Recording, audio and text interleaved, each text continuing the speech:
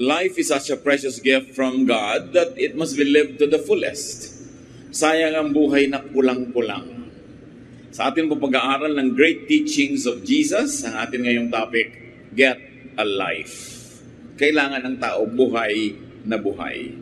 Salamat Panginoon dahil kayo ay Diyos ng buhay at meron kayong pagmamahal sa amin at gusto nyo kami mabuhay ng buong buo. Ibukas nyo ang isip namin sa kahulugan ng buhay from your point of view, O God, and from the teachings of your Son, Jesus. Ngayon, Panginoon, paging dapatin nyo kaming lumapit sa inyong harapan, enable us to hear your voice and to follow you. Set us free to get a fuller life. Set us free to obey your teachings unto a fuller life.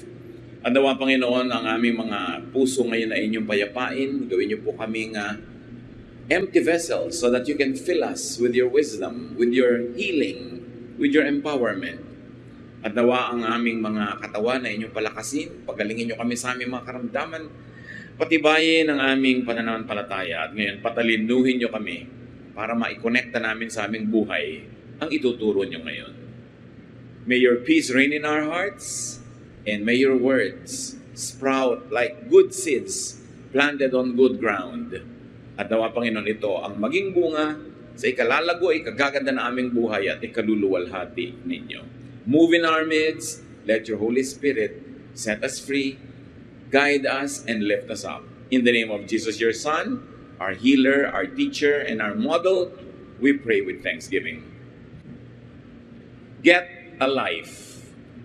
Isa sa mga paboritong verses ko talaga itong John 10:10. Ang sabi ng Panginoong Jesus, I came that everyone would have life and have it in its fullest. To read it from a more conservative version, the New Revised Standard Version, I came that they may have life and have it abundantly. So the Lord is clear about what He wills for us, His people, that we have a life, abundant, full, meaningful, happy, fulfilling lives. So obviously, Jesus came to give life, to give the fullest possible life. So life is not a problem to be solved. It should not be problematized. It is a gift of God to be enjoyed to the fullest. Pero bakit karamihan, para kuminsan, kung sino yung tinatawag na godly o yung mga relihiyoso, yun pa ang nadadaya out of enjoyment of life. Yun pa yung konti ang na-enjoy at puro pagdurusa ang laman ng isip. Pag sinabi ng Panginoon that I came that they might have life, it is a precondition. It means that people don't have a life or don't have a full life. Dahil bakit naman siya darating para magbigay ng buo at masaganang buhay kung buo na ito at masagana na? So merong statement na sinasabi dito, yung unsaid, that people are not having full, abundant lives according to the standards and will of Jesus. Luke 19:41-42, when Jesus came closer and could see Jerusalem, He cried and said, it's too bad that today your people don't know what will bring them peace. Now it is hidden from them. Nalungkot ang Panginoon at napaiyak pa siya sa lungkot dahil sa awa niya sa mga tao sa Jerusalem. Habang ang mga hindi taga-Jerusalem, noon at ngayon ay parang inggit na inggit sa mga taga-Jerusalem, sa Holy Land, sa Holy City, so to speak, kasi parang ang lapit-lapit nila sa Panginoon.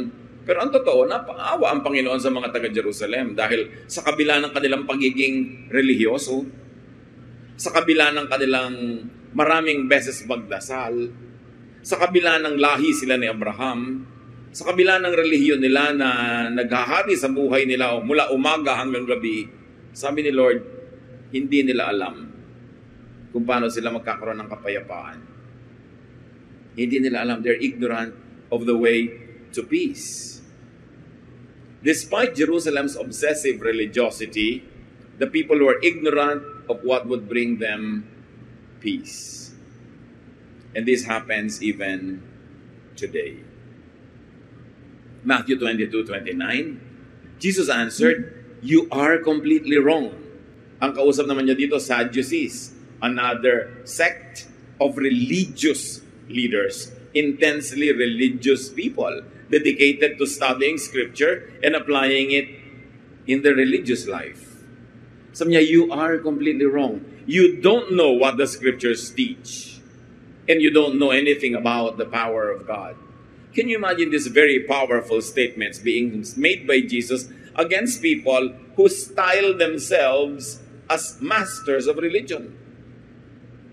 Sila na ang nangunguna, sila na ang pinakamaalam, marunong, trained. Pero sabi ni Lord, wala kayong kamuang-muang, wala kayong kamalay-malay tungkol sa salita ng Diyos, lalong-lalo na sa kapangyarihan ng Diyos.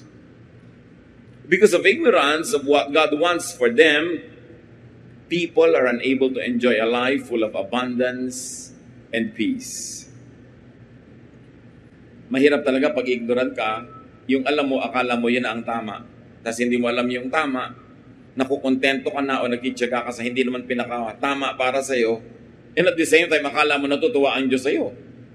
At ganoon ang kalagayan ng maraming mga relihiyoso. John 4:10, Jesus answered, "You don't know what God wants to give you, and you don't know who is asking you for a drink. If you did, you would ask me for the water that gives life." Ito ang sinabi ng Panginoon sa babaeng Samaritana doon sa balon na nakikipagtalo pa sa kanya nung hinihingan niya ng tubig para mainom. Itong babaeng Samaritana na ito, may lakas ang loob makipagtalo sa Panginoon kahit pa nga sa religious issues. Pero again, she's ignorant. Sabi ni Lord, wala kang muang, wala kang alam. Ang alam mo lamang, itong tubig na iniigib mo lagi, na kahit gaano karaming igibang gawin mo, uho ka pa rin. Ang ending mo, pagod ka rin, uho ka pa rin. Kung kilala mo lang sana kung sino ang kausap mo ngayon, bibigyan ka ng living water na siyang kailangan ng tao, higit dito sa tubig na alam mo. In this light, Jesus comes to save people from darkness, from ignorance, from lifelessness, from needless suffering. Because people were suffering terribly and from their insatiable thirst. Mga uhaw na hindi mapatid-patid dahil spiritual ang pagkauhaw ng tao. Kung saan-saan nagpupunta, kung ano-ano sinusubok, kung ano-ano ginagawa, dahil may kulang sa kanilang puso na pinipilit punuin. So Jesus came to give life of the body, of the soul, and spirit. Dahil alam natin, a person is body, soul, and spirit. Body is the physical attribute and character of the person. The spirit is the spirit coming from God and should return to God. Now the soul is the unique personality comprised of a person's intelligence, emotion, values, belief systems. Yun ang soul. Kaya ikaw bukod sa katawan, may damdamin ka, at tapos meron kang espiritu. At lahat yun, ayon sa Panginoon, dapat mabuhay ng masagana, maayos, at masaya. Katawan, kaluluwa o soul, at espiritu. So, Jesus came to give physical or material life. Life in and of the body. A life aided by material things. At yan ang bibigyan natin ng diin ngayon, mga kapatid. Yung materialistic life. Kasi pagka ang tao nagiging relihiyoso, akala niya kalaban ng espiritu ang material things. Ang unang-unang nadidikdik sa utak niya, kailangan di ka materialistic. Kailangan puro espiritong isipin mo. Pag mo na isipin itong lupa, ang isipin mo yung buhay sa kabilang ibayo. Huwag ka nang masyadong mag-ubos ng oras at panahon para sa mga bagay na makalupa, ang isipin mo makalangit. Pero isipin niyo naman, ilang taon lang ang tao sa lupa? 70, 80, 90, 100 years? Tapos hindi mo papapansinin yung buhay mo dito when you have eternity for eternity. So sayang, pag ang buhay dito sa lupa, hindi mo nalasap, daranasan, yung gustong iparana sa iyo ng Diyos, kaya ka binigyan ng buhay sa lupa. Kasi kung gusto lang ng Diyos na mabuhay ka sa Espiritu, di dapat di ka na lang nabuhay sa lupa. Hindi ka na lang binigyan ng katawan. Dapat Espiritu ka na lang forever. So binigyan ka ng katawan kasi may gusto ang Diyos na iparamdam sa'yo, iparanas na katawan lang ang nakakaranas. Gusto niyang matikman mo kung gaano katamis ang mga mangga galing sa Guimaras, for instance. Gusto niya na malanasan mong uminom ng malamig na sabaw ng buko, humiga sa bagong palit na bedsheet. Gusto niyang maramdaman mo ang init ng yakap ng isang sanggol, ng isang magulang, ng isang romantic partner. Maranasan mo ang masarap na simoy ng hangin, ang mainit na pandesal, ang malamig na ice cream. Physical lahat yun. Bakit ka bibigyan ng Diyos ng panlasa kung ayaw ka naman niya kumain? At kung dapat pare-pareho lang ang pagkain at huwag masyadong bigyan ng pansin, di dapat wala na lang lasa, lulunin mo na lang para di ka mamatay sa gutom, tapos. Asim lang nga, ang dami-dami pang uri ng asim. Bakit kailangan makakita ka pa ng mga kulay? Ba't kailangan makakita ka ng mga shape? Kung aayawin naman ng Diyos na mabighani ka sa ganda, sa kagandahan. Bakit ayaw kanyang aayawin ng Diyos na makarinig ka ng musika at umindak? Binigyan ka ng tenga para marinig mo yung musika. Para marinig mo lahat ng tunog. Bakit binigyan ka ng balat, ng senses, para maramdaman mo na, ay, nahihiwa ka na pala, natutusok ka na pala, masakit pala, para umiwas ka? Kung ang gusto pala ng Diyos, saktan ka. Pag gusto mong malaman kung para ano ang plancha, ano ba ang layunin ng umimbento ng plancha? Layunin niya na uminit ito para mainitan yung pinaplancha at umunat yung mga lukot. Pero layunin din niya na hindi mapaso yung namamlansya, di ba? Kaya may plancha ba nga umiinit, hawakan? Bibili ka ba doon kahit mura? Hindi. Meron ba namang electric fan na baliktad yung andar, papalayo sa iyo yung hangin? Bibili ka ba noon? Hindi na naman. So, bakit ganyan ang create sa katawan ng tao?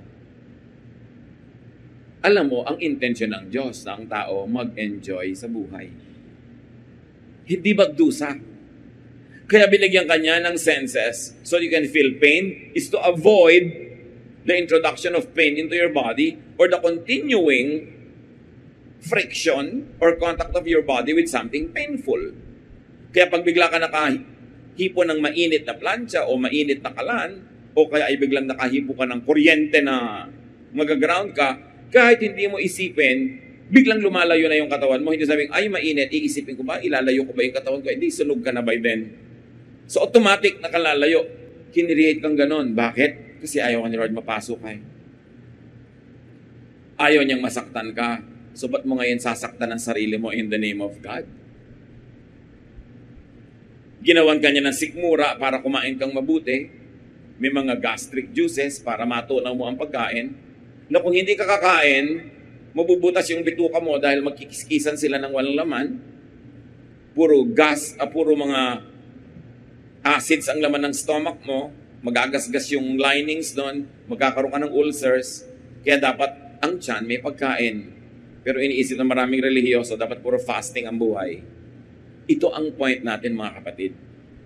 Dahil iginagalang natin ang Diyos na lumikha sa atin, dapat natin unawain kung ano intention niya. Ang intention niya is that we might have a life, an abundant life, a full life.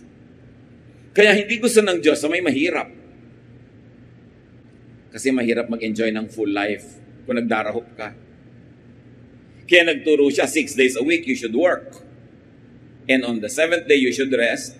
Dahil mahal din ng Lord yung katawan, ayaw niya sobra ka mapagod. But you've got to earn the bread you eat. You've got to earn what you should enjoy. Isa lang ang overriding concern natin ngayon is, anong enjoyments ang gusto ng Diyos para sa atin na minodelo ni Jesus? Ipinakita niya bilang halimbawa. What kind of life in the body? What kind of life aided by material things? What kind of life characterized by comfort and satisfaction was modeled by Jesus? Madalas kasi kung sino-sinong propeta ang model natin sa buhay, kung sino-sinong disciple, we forget na tao lang sila. May mga nagawa sila na tama, pero hindi lahat tama. Hindi naman sila perfect. May mga nasabi sila mga tama, pero lahat ba nasasabihin nila talaga perfect? Si Jesus lang ang perfect. Kaya dapat siya yung model. At ano ang ginawa ni Lord when it comes to material things like food? Luke 7:37, the Son of Man came eating and drinking, and you say, he is a glutton and a drunkard, a friend of tax collectors and sinners. Here we see the Lord eating a lot, drinking a lot. Kaya ang reklamo sa kanya ng mga religious leaders na walang ginawa kundi mag-ayuno, magtimpi, at husgahan yung mga hindi nag-aayuno at hindi nagtitimpi. Masiba daw siya. Saksakan ng takaw, glutton. At ang tawag sa kanya, bagamat exaggeration, siyempre, lasenggo.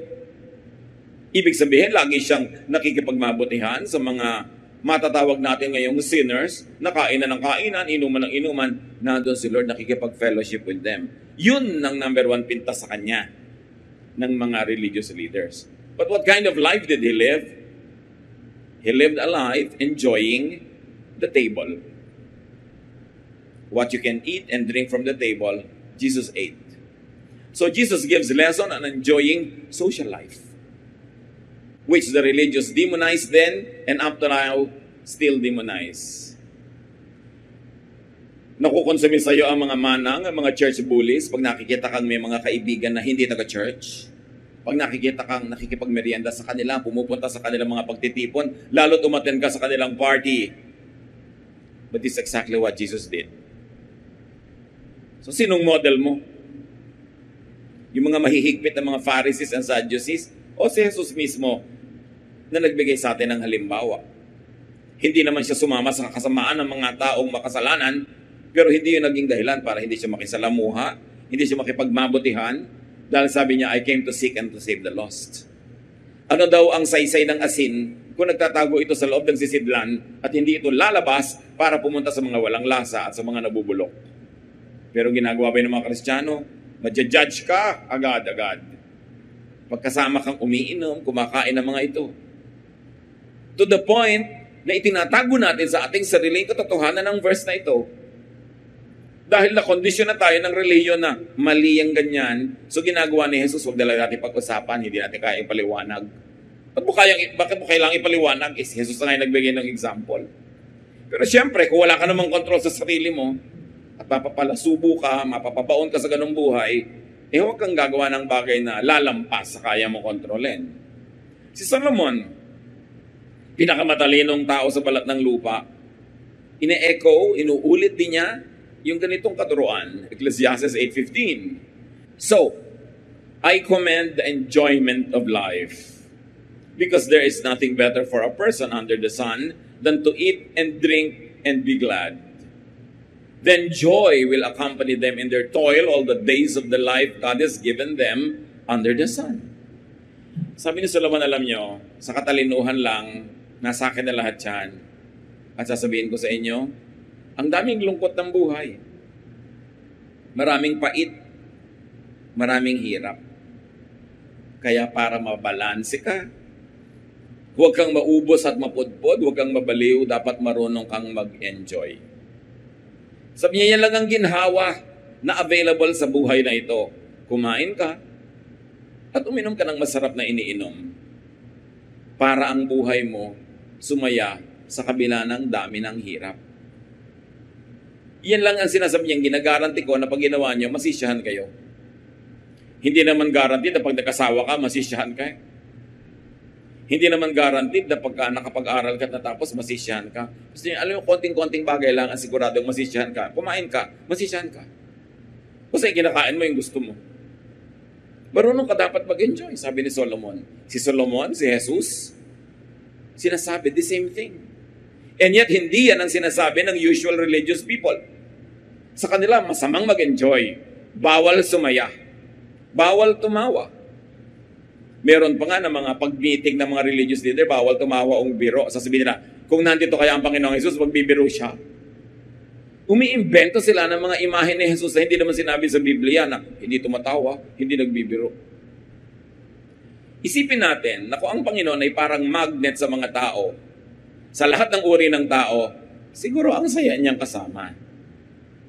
Susundan-sundan mo kahit nasa disyerto, magtitiis ka kahit magutom ka, makasama ka lang, tapos yung pala hindi man lang kumikibo. Bakit mo gagawin yun? Sobra kasing na Hollywoodize ang image ni Jesus. Yung pag maglalakad siya, may tugtog dapat dadan, dadan, dadadan. Tapos maglalakad na siya. Yung ganyan. Kakain siya, de numero. Kung ganun yung tunay na Jesus, baka walang sumama. At yun ang imahen ni Jesus sa ating buhay na dapat ituwid. Mark 2:18 to 19. Now John's disciples and the Pharisees were fasting. Some people came and asked Jesus, "How is it that John's disciples and the disciples of the Pharisees are fasting, but yours are not?" Jesus answered, "How can the guests of the bridegroom fast while he is with them? They cannot, so long as they have him with them." So matigil na lang itong mga nangunuligsa. Sabi niya, nandito pa naman ako. So dapat talaga silang hindi mag-fast. Pero alam naman natin, kahit si Lord ay nawala na at pumunta na sa langit, laging kainan din yung fellowship. They were always breaking bread sa Book of Acts. Tinuligsa siya, bakit ang mga tagasunod ni John the Baptist lagi nagfa-fast? Ang mga tagasunod namin ng mga Pharisees, lagi rin nag-aayuno, hindi ko ba kain? Tapos ang mga tagasunod nitong si Jesus, kain na ng kainan. Tinutuligsa siya talaga. So Jesus gives lessons on enjoying food, which the religious demonize. So kaya Lord, sabi niya, no fast, at least while I'm around.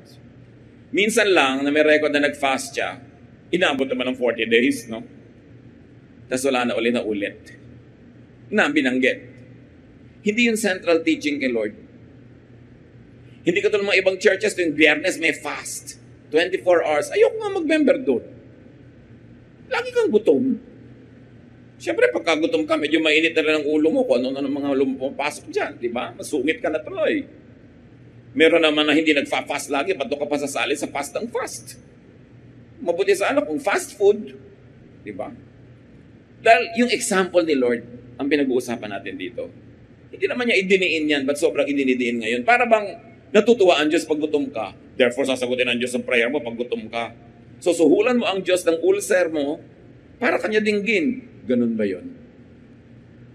Hindi ka ba pwede mag-enjoy sa buhay? Nakahilata kang, kumakain ka ng masarap, malamig ang hangin, tapos mag-pray ka pa rin kay Lord, Lord, i-bless niyo po ako. So, palagi mo sabi niya, sobra ka na. OA ka na. No. God likes us to have an abundant life. Jesus said it so clearly. You don't have to bribe God to take pity on you by making yourself pitiful. Hindi mo kailangan magpaawa. Mahal tayo ng Diyos. Kayong may mga anak, kailangan ba magmakaawa pa yung anak nyo para nyo bigyan? Matutuwa ba kayong naglalakad siya sa mga blade para mahiwa-hiwa siya para pagdating sa inyo, ibigay nyo yung baon? No. In fact, maiinsulto kayo na kailangan pang magdusa ng anak nyo para maglakas loob humingi. Pero yung ang lakas loob humingi dahil alam na mahal nyo, it's flattering to a parent's heart that your child is so at ease with you. Hindi natin kailangang ganunin ng Diyos. Hindi natin siya kailangang himuking maging mabuti kasi likas na siyang mabuti. Ang hinihingi lang niya sa atin, maging mabuti rin tayo sa ating kapwa. Pero hindi kailangan pagdusahin ang sarili. Mark 2:23 to 27. One Sabbath, Jesus and his disciples were walking through some wheat fields. His disciples were picking grains of wheat as they went along. Some Pharisees asked Jesus, "Why are your disciples picking grain on the Sabbath? They are not supposed to do that." Jesus answered, "Haven't you read what David did when he and his followers were hungry and in need? It was during the time of Abiathar the high priest. David went into the house of God and ate the sacred loaves of bread that only priests are allowed to eat. He also gave some to his followers." Jesus finished by saying, "People were not made for the good of the Sabbath. The Sabbath was made for the good of the people." Bawal magtrabaho pag Sabbath kahit na magluto.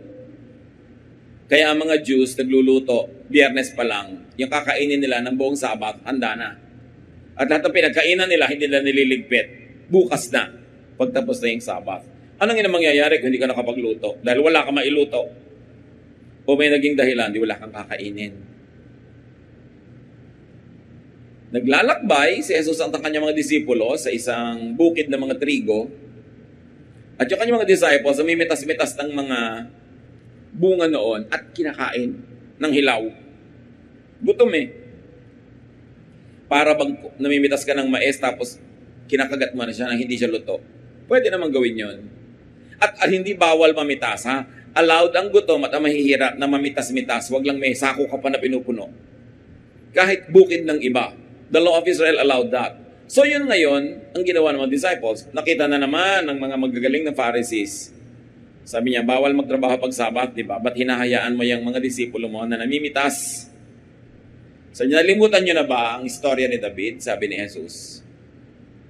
Nung nagutom siya at ang kanyang mga tauhan, pinasok nila ang templo, ang sanctuary, kinain yung bandal na tinapay na mga pari lang ang kumakain. Ano ibig sabihin nito? Sabi niya, gutom, edi kumain. Kaya pampari yan, kaya kung kanino yan, ito ang nagugutom ngayon, ba't mo gugutumin?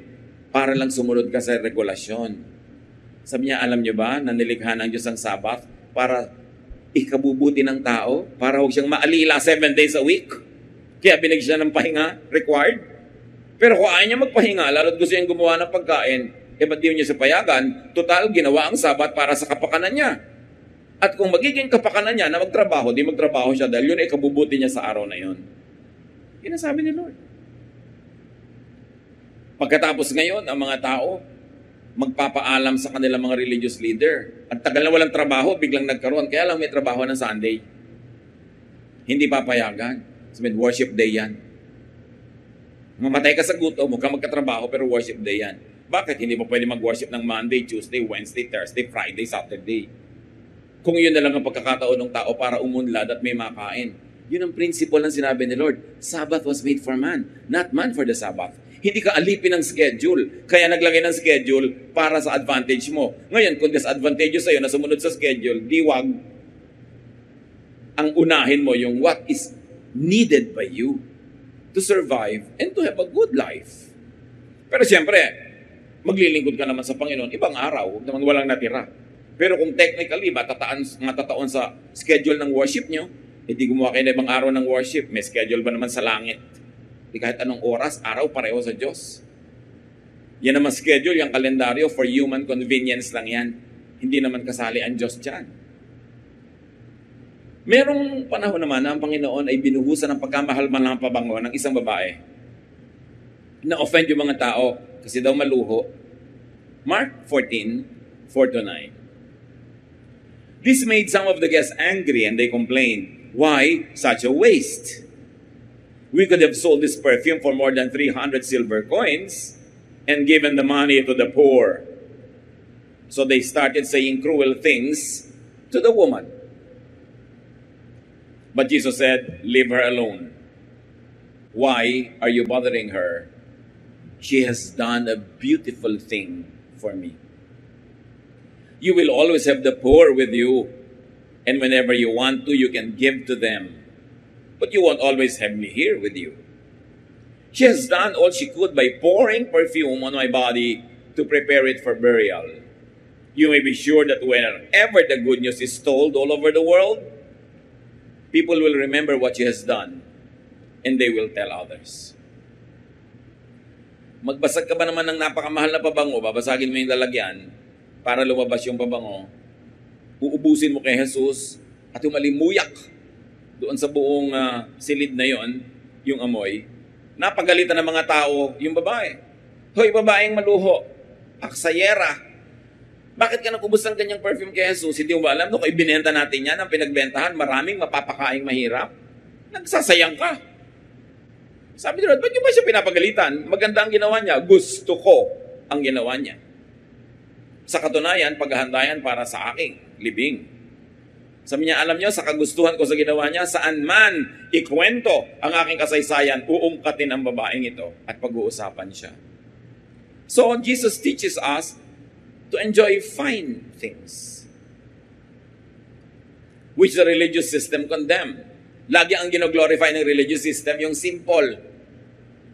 Puro, huwag gastusin ang pera dyan, huwag gastusin ang pera. Ibigay sa mahihirap. Hindi naman masama. Pero sabi ni Lord, alam nyo, kahit ubusin nyo lahat ang ibibigay nyo sa mahihirap, hindi pa sila mauubos. So, huwag nyo panghinayangan nyo, binibigay nyo sa akin. Hindi dapat pinanghihinayangan nyo binibigay sa Panginoon eh. Gusto mong gumawa ng magandang sayaw para sa Panginoon, o tugtog, o concert, ang dami-dami mong ginastos, nagre-reklamo na yung mga conservative, ba't naman kailangang ilaw-ilaw pa? Flashlight na lang. No? Para sa isang pagtatanghal. Ba't kailangan magaganda pa yung mga baro? Simplihan na lang para tayo makapagpakain na naman na mahihirap, makapamigay ng Biblia, etc., etc. Sabi ni Lord, balansin nyo naman ang buhay nyo. May mga bagay na matatawag nyong maluho pero nakalulugod sa Panginoon. Kaya sa mga hindi mananampalataya, malaking pag-aakasaya yung pagsisindi ng kandila. Ano ba yan? Walang saysay. Pero doon sa nagbibigay ng halaga doon, may saysay. Yung pag-aalay ng bulaklak. Bakit kung maggastos pa kayo sa fresh flowers, pwede naman plastic para tauna na lang ang palit? Kung ibigay sa'yo ng pagkain ni Lord, plastic. Gusto mo? May nakakasiya sa Diyos. And usually, God is happy about fine things, beautiful things, refined things. God is God of beauty. So dapat ang binibigay sa Kanya, beautiful. Hindi tinipid. Hindi kung ano na lang. Paggalang yun sa Panginoon. So fine things. You are to enjoy fine things in life. Especially that which you can afford. If you cannot afford, pasensya ka sa hindi fine things, pero huwag mo laging tipirin ang sarili, tipirin ang iba, para sa iyong mga matatayog na mga proyekto, para sa isang katerbang mga tao sa mundo. Dapat meron ka rin ine-enjoy sa iyong sarili. Ang bait-bait ng Diyos eh. Ang buti-buti niya.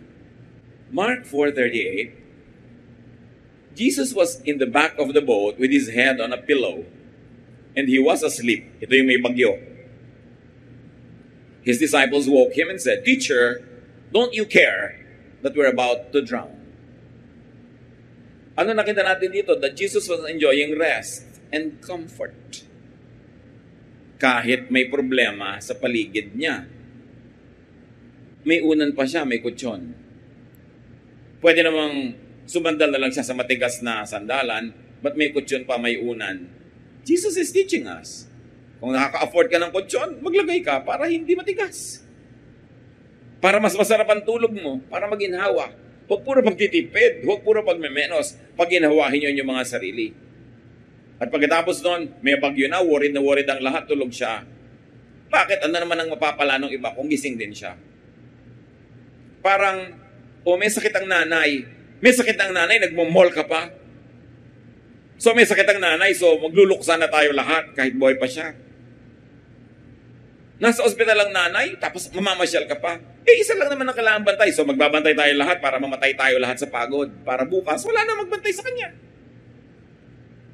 May sakit nga ang nanay. Hirap na hirap nga tayo sa buhay. Kaya kailangan ko magmamasyal-masyal para huwag ako mabaliw.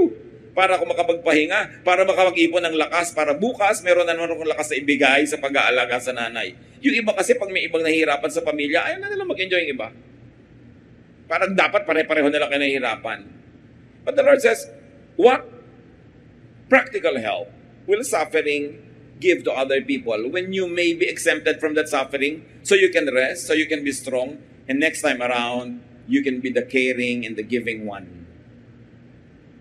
Huwag masyadong masentimiento. Meron pa na, hirap na hirap ang tatay niyo sa pagtatrabaho abroad, hindi tayo kakain ng masarap. Kaya nga siya nagtatrabaho para pagandahin yung buhay ng pamilya, basta hindi ba sila nag-aakasaya? Hindi sila wasteful? Ikagagalak na nagtatrabaho na yung anak niya masarap ang kinakain, basta walang sayang at walang luho, lalo't hindi naman kaya. Pero hindi ko may nahihirapan tayong member ng family o friend, ibig sabihin, kailangan maghirap ka na rin. At magpapanggap ka ngayon naghihirap-hirapan, kasi nagigilty ka na, hindi ka nahihirapan, siya nahihirapan. Assignment niya yun ngayon Ano naman ang mali mo kung kailan ang assignment mo? So palakasin mo yung sarili para pag dumating yun, meron kang sapat na lakas. Be as comfortable as possible. Rest. Sleep in spite of storms. merong nahihirapan, pero kahit naman hindi ka matulog, hindi mo rin siya matutulungan, hindi matulog ka na para pag nagising ka, quality ang attention na ibibigay mo sa Kanya. Ano ang unang himala na ginawa ng Panginoon according to the records? John 2:1-11 says that, and in verse 11, after He made wine into water, this was Jesus' first miracle, and He did it in the village of Cana in Galilee. There, Jesus showed His glory, and His disciples put their faith in Him. Napansin niyo ba na ang unang himala ng Panginoon ay hindi nagpalakad ng lumpo? Hindi nagbigay ng paningin sa bulag. Hindi bumuhay ng patay. Kundi, it's about fine dining. May kasalan. Naubos bigla ang wine. Mapapahiya ang groom. Matitigil ang party.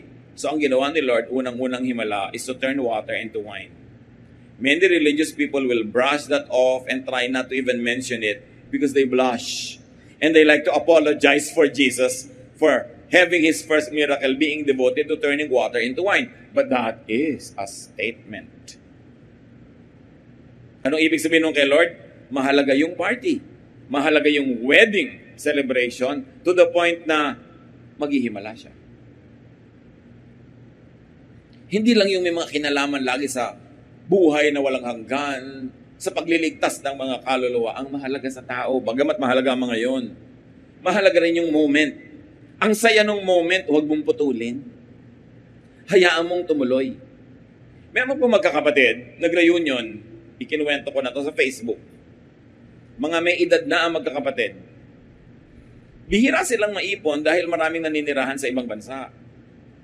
Nagkatipon-tipon sila sa isang magandang resort. Umaga, nagising sila nang walang gumigising, nagkasabay-sabay na nagisingan, nagtipon-tipon doon sa isang magandang balkonahe, at ang ganda-ganda ng usapan ng magkakapatid na ito. Na hindi nangyayari probably in the last 3 decades or almost 4. At baka hindi na mangyari uli. Hindi natin alam kasi may mga edad na rin sila.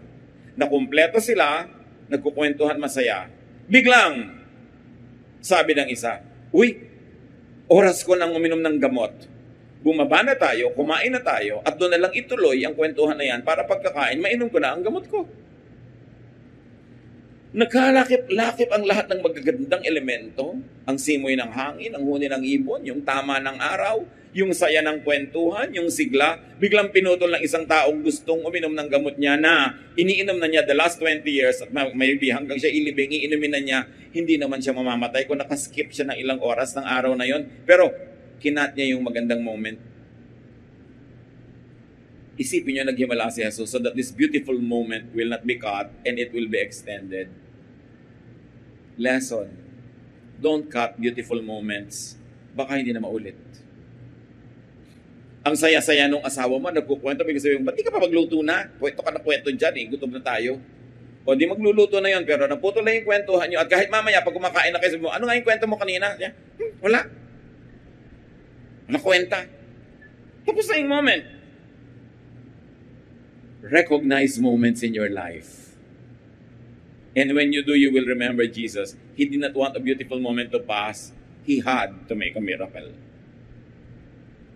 Do it. That's what Jesus wants for us. So there was fine dining. There was wine. There was merrymaking. No apologies. Tataka ko, maraming religious people nag-apologize pa para sa ginawa ni Jesus. Ginawa niya, period. Whether you agree with it or not, that's the best thing to do. And if you don't agree with Jesus, you better change your mind.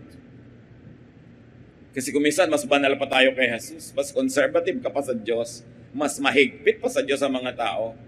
Kaya mahirap makasama. Luke 2:52 tells us how Jesus grew into a very developed person. Jesus became, so he was not always, he became wise. So from a child, nag-mature, he became wise. And he grew strong. God was pleased with him and so were the people.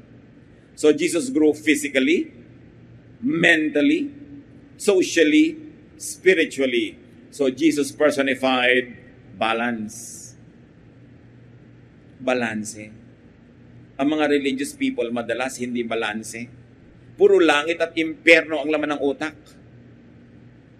Hindi na maglagay ng tamang amount ng mayonnaise sa salad. Kasama rin yun sa pag-glorify sa Diyos. Yung masabi mong, wow Lord, thank you for the right amount of mayonnaise on my salad.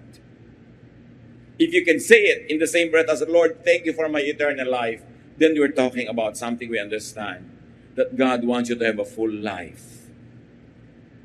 Jesus personified fullness. Jesus lived life in fullness to the point na napintasan ng mga relihiyoso. Now, how to live a full and abundant life? Follow the teaching and the example of Jesus, not of anyone else. Develop yourself in a balanced way. Hindi yung bubuka ang bibig, bagamat magandang pag-usapan yung Bible, pero laging Bible na lang, wala ka na ibang topic, mauubusan ka ng kausap. Wala ka ng topic, kundi mga ganyan na lang, no? Puro langit, nandito ka pa sa lupa. You have all the time to be there. Develop yourself in a balanced way and do not be hindered by needless religious and social restrictions. Reviewin natin lahat ang iniisip nating bawal, pinaniwala ang bawal at sinunod na bawal. Baka guni-guni lang nating lahat yan at hindi naman Diyos ang nagbabawal.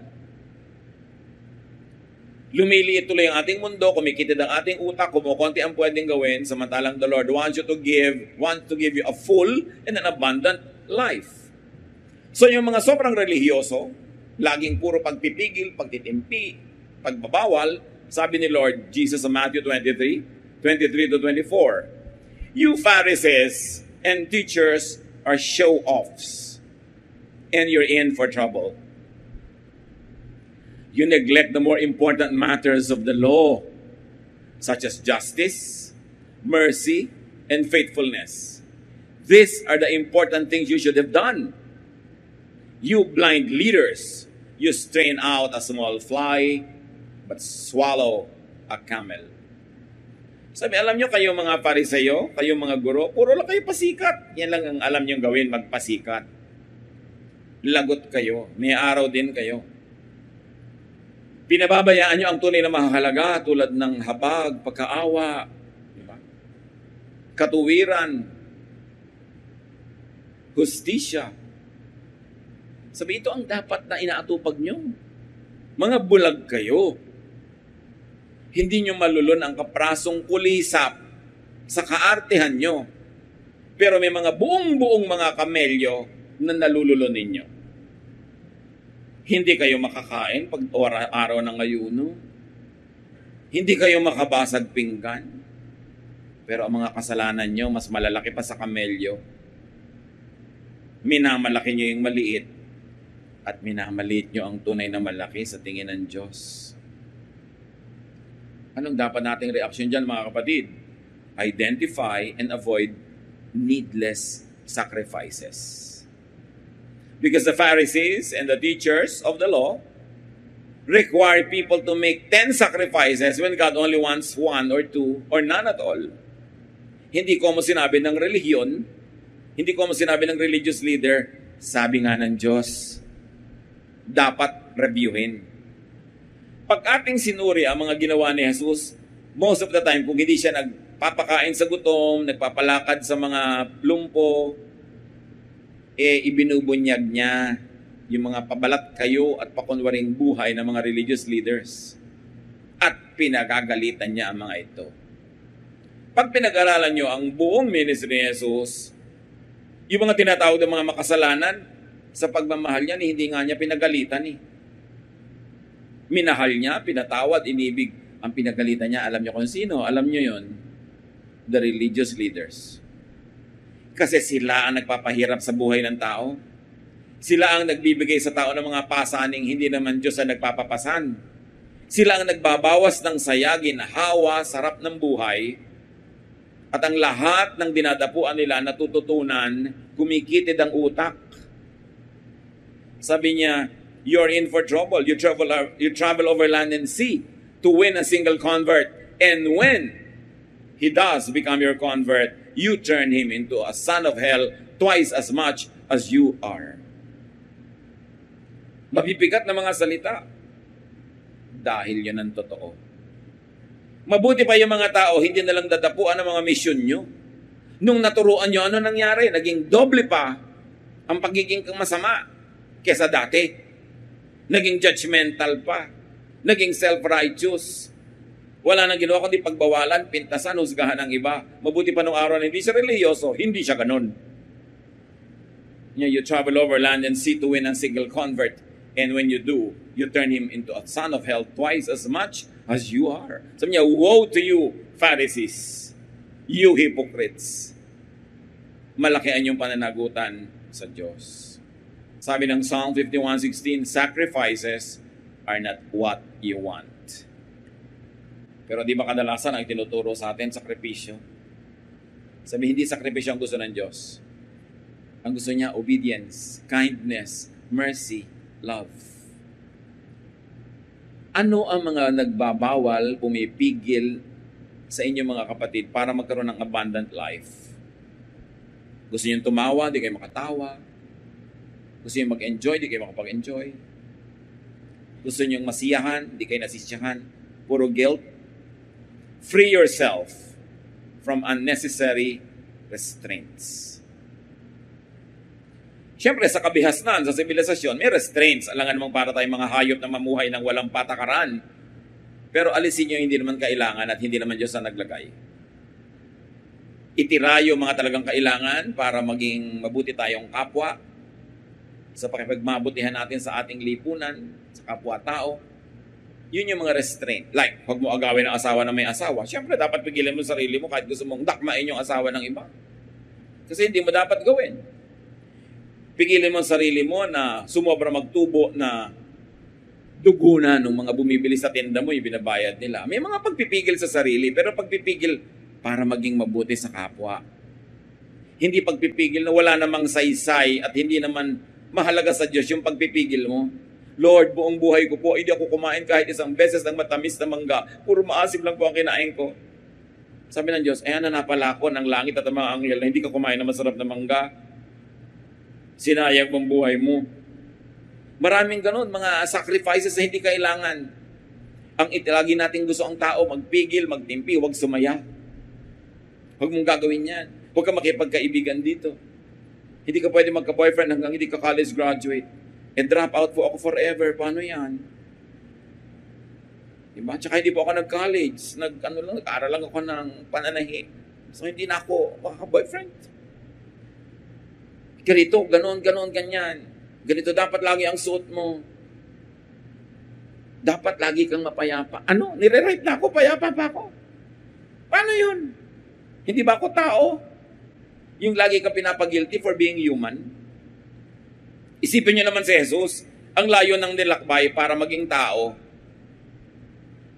Tapos tayong tao na, pipigilin mo maging tao at gusto mo ikaw naman, parang Diyos. Hindi ka magiging espiritu habang di ka papatay.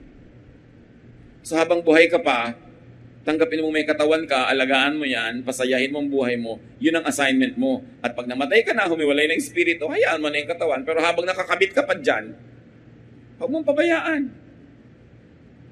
If the Lord likes you to be free from the body, the Lord could cut your life any moment. But bakit hindi pa tayo pinapatay? Di para buhay pa tayo, so mabuhay ka.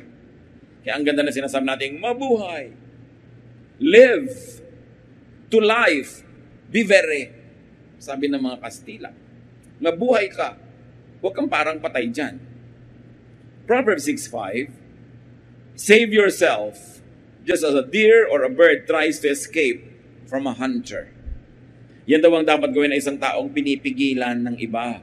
Ikinukulong, ginagapos, tinatanikala, save yourself. Kung paano inililigtas ng usa o ng ibon ng sarili kung mabitag, magpipitlag ka. Huwag kang pumayag na gapos. Hindi ka nilikha ng Diyos para magapos. Jesus sets you free. And when the Son sets you free, you are free indeed. And what sets free? Truth sets free. What enslaves? Lies and falsehood. So alin ang nangingibabaw at naghahari sa buhay natin? The lies of the overly religious or the truth of Jesus that sets free? John 10:10, let me repeat, Jesus said, I came that everyone would have life and have it in its fullest. So Jesus teaches, have a good, nice life. Needless to say, not at the expense of others, not by stealing or killing, but earn it. And Solomon echoes this, Ecclesiastes 8:15. So I commend the enjoyment of life, because there is nothing better for a person under the sun than to eat and drink and be glad. Then joy will accompany them in their toil all the days of the life God has given them under the sun. As it is, maraming bigat, maraming hirap ang buhay, hindi na kailangan nating umimbento para magdagdag pa.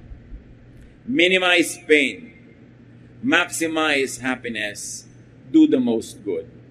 This is the will of Jesus for us. Ama namin sa langit, patuloy niyo kaming turuan kung paano mamahalin ang buhay na ipinahiram niyo sa amin. At hindi lang buhay namin, matutunan din naming mahalin ang buhay ng aming kapwa. Kung paano gusto namin maging malaya, turuan mo kay Panginoon na huwag dominahin, kayanin, kontrolin ng mga tao sa aming paligid kahit dependent sila sa amin financially. Kahit mahal na mahal nila kami at walang choice kundi sumunod. Nawa lahat ng tao sa aming paligid ay mapagpala sa pamamagitan ng aming espiritong nagmumula sa espiritu ni Jesus. The spirit that sets free. The spirit that encourages growth. The spirit that truly loves. Pagbulay-bulayan natin itong mga kapatid. Palayain natin ating mga sarili. At palayain natin ating kapwa na maaaring kinokontrol na pala natin. Lord, teach us how to put these wise words into practical living. Panandalian tayong manahimik, magbulay-bulay.